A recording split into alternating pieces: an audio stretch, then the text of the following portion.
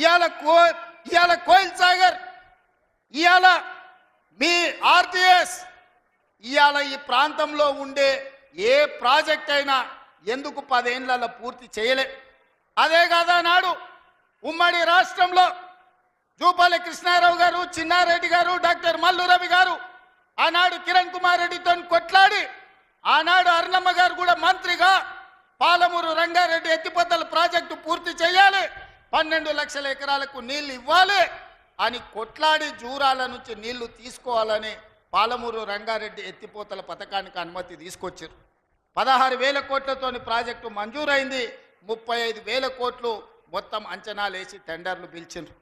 కానీ చంద్రశేఖరరావు వచ్చిన తర్వాత ప్రాజెక్టుల రీజైనింగ్ పేరు మీద 35,000 కోట్ల రూపాయల ప్రాజెక్టును 55,000 కోట్ల రూపాయలకు పెంచిండు. టెండర్లు పిలిచిండు, కాంట్రాక్టర్లకు ఇచ్చిండు, కమిషన్లు మెక్కిండు. జూరాల నుంచి నీళ్లు తీసుకోవాల్సిందని శ్రీశైలం బ్యాక్ వాటర్స్కు పంపించాడు. ఇవాళ శ్రీశైలానికే ఆ ప్రాజెక్టును తరలించడం వల్ల ఈరోజు పాలమూరు ఎడారిగా మారుతుంది.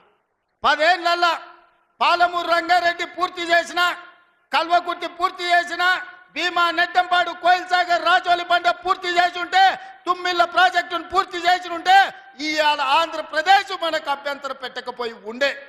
10 ఏళ్లలో నువ్వు ప్రాజెక్టులు పూర్తి చేయలేదు, పాలమూరును పడావు పెట్టినావు కాబట్టి ఇవాళ మా ప్రాంతం ఎడారిగా మారింది. ఆనాడు 2014లో నేను కొట్లాడి తెచ్చిన మక్తల్ నారాయణపేట కొడంగల్ ప్రాజెక్టు ఒకనాడు ఉమ్మడి రాష్ట్రంలో రాజశేఖర రెడ్డి గారు ముఖ్యమంత్రి ఉన్నప్పుడు దివంగత నాయకుడు చిట్టెం నర్సిరెడ్డి గారు మొట్టమొదట ప్రస్తావించండు మక్తల్ నారాయణపేట కొడంగల్ ప్రాజెక్టు గురించి. ఆ తర్వాత వారు చనిపోయినాక దాని గురించి మాట్లాడిన వాళ్ళే లేరు. మళ్ళీ 2009లో కొడంగల్ ఎమ్మెల్యేగా నేను బాధ్యత తీసుకున్న తర్వాత ఆ కాగితాలు వెలికి తీసి నేను కొట్లాడి 2014లో ఈరోజు నా మక్తల్ నారాయణపేట కొడంగల్ ప్రాజెక్టు తీసుకొచ్చిన. ఆనాడు 1,500 కోట్ల రూపాయలతో అంచనా అయ్యింది. 1,500 కోట్ల రూపాయలతోని 107,000 ఎకరాలకు ప్రాజెక్టు కట్టడానికి అనుమతులు తెచ్చిన. 10 ఏళ్ళు నా మీద కక్షతోని, పాలమూరు మీద పగతోటి చంద్రశేఖరరావు ఈ ప్రాజెక్టును పక్కన పెడితే ఈరోజు నేను వచ్చిన తర్వాత తిరిగి వాటిని దుమ్ము దులిపి పనులు మొదలుపెట్టిన.